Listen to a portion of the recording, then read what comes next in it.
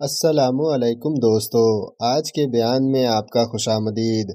मेरा नाम है रुस्तम इकबाल और आप देख रहे हैं आर इकबाल बयान यूट्यूब चैनल। आज फिर से हम सब जिनका बयान सुनने जा रहे हैं उनका नाम है हजरत जी मौलाना साद साहब दावत बरकातहू, जो पूरी दुनिया के तबलीगी जमात के अमीर हैं। इनकी बातें बहुत ही कीमती और अहम होती है जो हमें और आपको ज़रूर सुननी चाहिए, जिससे कि हमारे ईमान और यकीन में इजाफ़ा हो सके। आज के बयान का मौजू है तक़वा। तक़वा कहते हैं अल्लाह से तन्हाई में डरने को।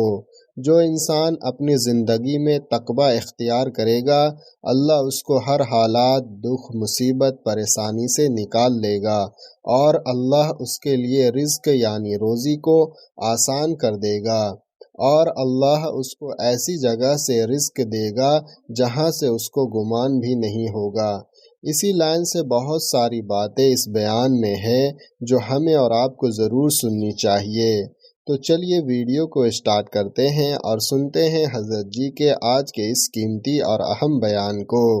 बयान को सुनने से पहले हम ये नीयत और इरादा कर लें कि जो भी बातें इस बयान के अंदर आएंगी उन पर हम अमल करेंगे और इन सब बातों को दूसरों तक पहुंचाने की कोशिश करेंगे इंशाअल्लाह ताला।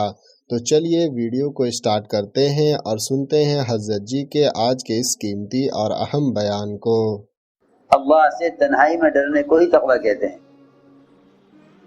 अल्लाह से तन्हाई में डरने को तक़वा कहते हैं। और तक़वे पर अल्लाह की तरफ से 5 वादे हैं।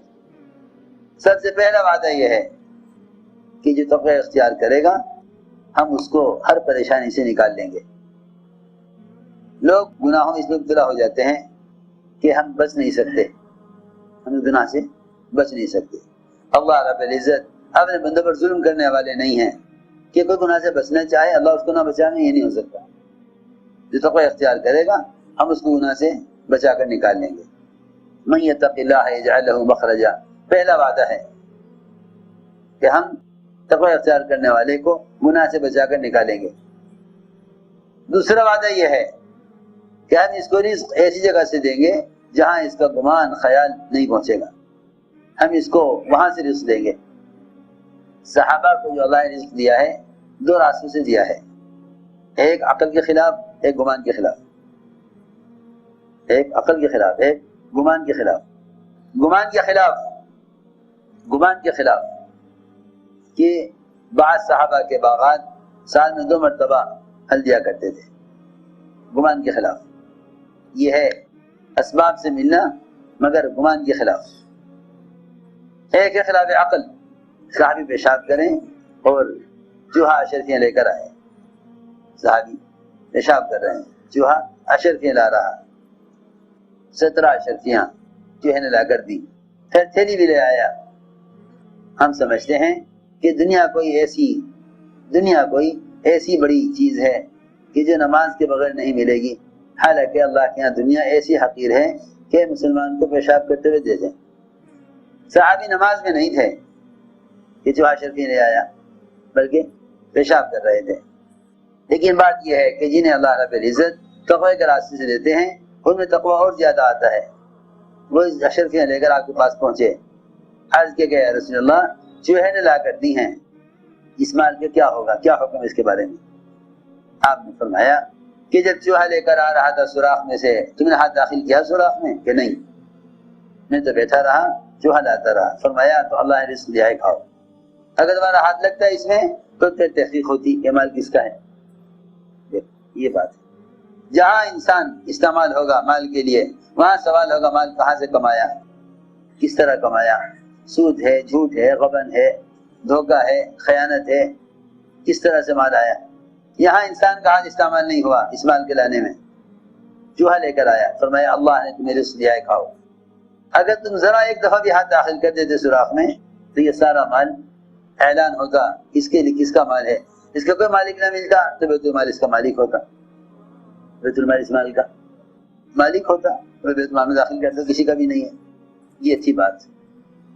तो एक वादा यह है कि जो आदमी तक़वा इख्तियार करता है, तक़वा भी क्या, सबसे ज्यादा बरकतों का रास्ता यह है कि आदमी अपने आप को सवाल से बचा ले।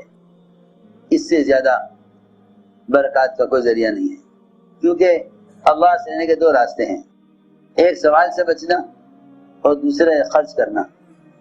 ایک دوسرے پوچھا گیا کہ آپ کی آمدنی کا کیا ذریعہ ہے، آپ کی آمدنی کا کیا ذریعہ ہے؟ فرمایا کہ آمدنی کا ذریعہ تو بہت آسان ہے، کہ میری آمدنی کا ذریعہ خرچ کرنا ہے، اللہ جو دیتے ہیں اس میں سے تھوڑا سا اللہ کو دے دیتا ہوں، پھر اللہ اس کے بدلے میں اور دے دیتے ہیں، اس کے بدلے اللہ اور دے دیتے ہیں۔ یہ اللہ سے لینے کا راستہ ہے۔ صحابی نکلے گھر سے، فقر سے تنگ آ کے، بیوی کو خیال ہوا ایسا نہ ہو باہر نکل کے سوال کر دیں۔ بیوی نے ان کے نکلتے ہی گھر سے چکی جانی شروع کر دی تاکہ محلے والوں کو آواز پہنچے کہ بھئی ان کے آٹا پس رہا ہے، اور تنور میں آگ جلا دی تاکہ دھواں دیکھیں تو لوگ سمجھے کہ روٹی پک رہی ہے، کھانا پک رہا ہے۔ صحابی نے دیکھا گھر سے دھواں اٹھ رہا، کیا بات پیش آ گئی؟ پکانے سے کچھ ہے نہیں۔ قریب آئے تو چکی کی آواز، یہ کیا ہوگا؟ نہ گھر میں دانا تھا نہ کچھ پکانے کو تھا، آگ بھی جل رہی چکی بھی جل رہی، کیا وجہ ہے؟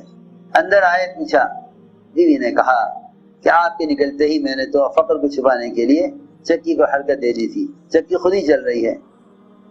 آگے دیکھا تو چکی گھوم رہی تھی، اس میں آٹا نکل رہا تھا۔ جب ضرورت کے بقدر آٹا ہو گیا اور کافی نکل گیا تو انہوں نے چکی کے پارٹ کو اٹھا دیا اس خیال سے کہ اتنے زیادہ آٹے کا کیا کریں گے۔ رسول اکرم صلی اللہ علیہ وسلم سے عرض کیا، آپ نے فرمایا اگر چکی کو چلنے دیتے تو یہ چکی اسی طرح چلتی رہتی ہمیشہ کے لیے، اور اس سے آٹا ہمیشہ نکلتا رہتا۔ تم نے پارٹ اٹھا کر یہ سلسلہ نعمت کا ختم کر دیا۔ تنور کو دیکھا تو وہ بکرے کی چاپوں سے بھرا ہوا تھا۔ میں عرض کر رہا تھا کہ سوال کا چھپانا اللہ سے لینے کا سب سے آسان راستہ ہے۔ ایک صحابی نے عرض کیا نا کہ یا رسول اللہ میں سب سے بڑا مالدار بننا چاہتا ہوں۔ فرمایا کہ لوگوں کے مال سے مستغنی ہو جاؤ، اللہ تمہیں غنی کر دیں گے۔ عرض کیا میں سب سے بڑا عالم بننا چاہتا ہوں۔ فرمایا تقوی اختیار کرو، سب سے بڑا عالم ہو جاؤ گے۔ اتق اللہ تکن عالم الناس، تقوی اختیار کرو، سب سے بڑا عالم ہو جاؤ گے۔ تو میں نے عرض کیا کہ تقوی پر اللہ کی طرف سے یہ وعدے ہیں کہ جو آدمی تقوی اختیار کرتا ہے ہم اس کے لیے نکلنے کا راستہ بناتے ہیں۔ تیسرا وعدہ ہے تقوی اختیار کرتا ہے ہم اس کے کام میں آسانی پیدا کرتے ہیں۔ من یتق اللہ یجعل لہ من امرہ یسرا۔ داؤد علیہ السلام بادشاہ تھے اور نبی تھے، اور بادشاہ کے خزانے اپنے ہی پبلک کے خزانے میں سے اپنا خرچ نکالتے تھے۔ بھائی بادشاہ کا ملک، بادشاہ کا مال 2000 اپنی ضرورت کے لیے بیت المال سے لیتے تھے۔ اللہ کو یہ بات پسند نہیں تھی، کیونکہ بادشاہت یہ تو ملک کی خدمت ہے، بادشاہت پبلک کی خدمت ہے، حکومت کرنا پبلک کی خدمت کرنا ہے۔ اب تو دنیا میں جتنے بھی کام ہیں لوگ یہی سمجھتے ہیں بھائی پیسے دو گے تو ہم تمہارا کام کر لیں گے، چاہے کام دین کا ہو یا دنیا کا ہو، کوئی پیسے لیے بغیر کام کرنے کو تیار نہیں ہے۔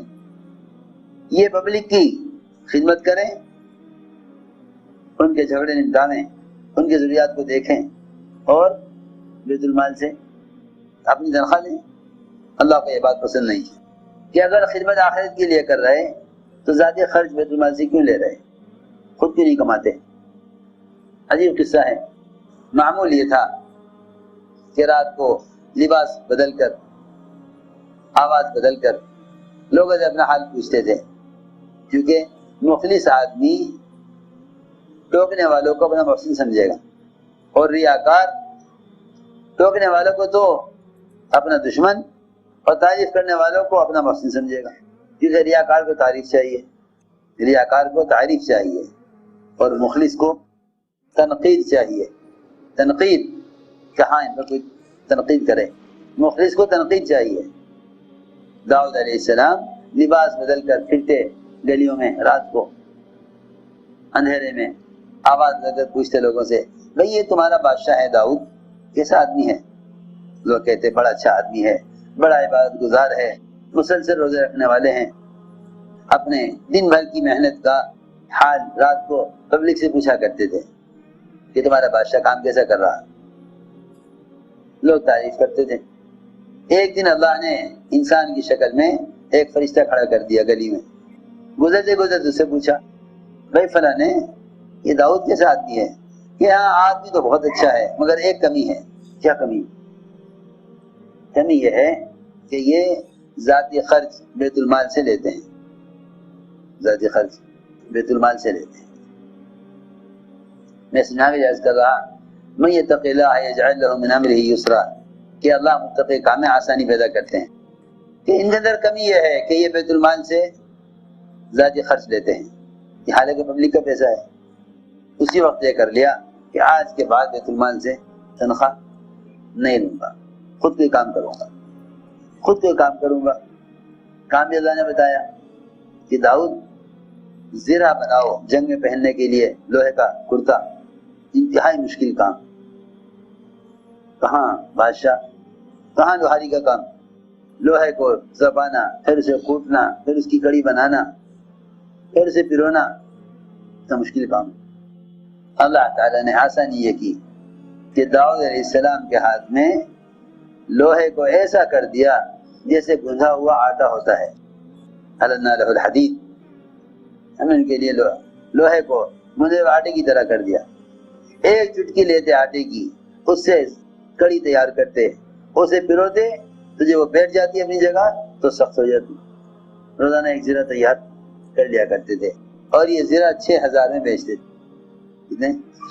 پہلے 2000 لیتے تھے، اب اللہ نے 6000 دیے۔ یہ میں عرض کر رہا تھا کہ جو تقوی اختیار کرتا ہے اللہ اس کے لیے اسے کام میں آسانی پیدا کر دیتے۔ من یتق اللہ یجعل لہ من امرہ یسرا۔ ایک وعدہ یہ ہے جو اپنے لائن کو حرام سے حلال کی طرف پھیر لیتے ہیں اللہ تعالیٰ ان کی پچھلی معاف کر دیتے ہیں، اور آگے فرمایا وَيُعْظِمْ لَهُ أَجْرًا، اور اس کے اجر کو بڑھا دیتے ہیں۔ یہ 5 باتیں ہیں تقوی پر، 5 باتیں ہیں تقوی پر۔ اس لیے میرے دوستو عزیزوں، اپنے اللہ کے درمیان کے معاملے کو درست کر لو، اللہ تمہارے مخلوق کے درمیان کے معاملات کو درست کر دیں۔ جتنے بھی فتنے اور حالات پیش آتے ہیں مسلمانوں کے آپس میں، اس کی بڑی وجہ اللہ کے اپنے درمیان کے تعلقات کو خراب کرنا ہوتا ہے۔ اسی لیے فرمایا کہ جو اپنے اللہ کے درمیان کے معاملات کو درست کر لے اللہ اس کے مخلوق کے درمیان کے معاملات کو درست فرما دیتے ہیں۔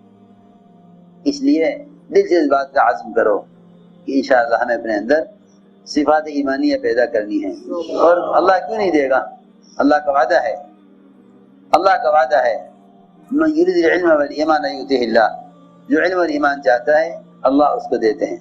اس لیے ایمان کو مانگا گیا ہے مسنون دعاؤں میں، اللہم انی اسألک ایمان یباشر قلبی، اے اللہ ایسا ایمان عطا فرما دے جو میرے دل میں رچ بس جائے، دل میں رچ بس جائے، ایسا ایمان چاہیے، ایمان یباشر قلبی۔ اس لیے دوستو عزیزو، مسئلہ اپنی ذات کا نہیں ہے صرف، بلکہ ساری امت، ساری انسانیت کو جہنم سے بچانا، راہ راست پر لانا، یہ اس نقل و حرکت کا اصل مقصد ہے، کیونکہ ساری کی ساری امت ایک جسم کے اعضاء کی طرح ہے۔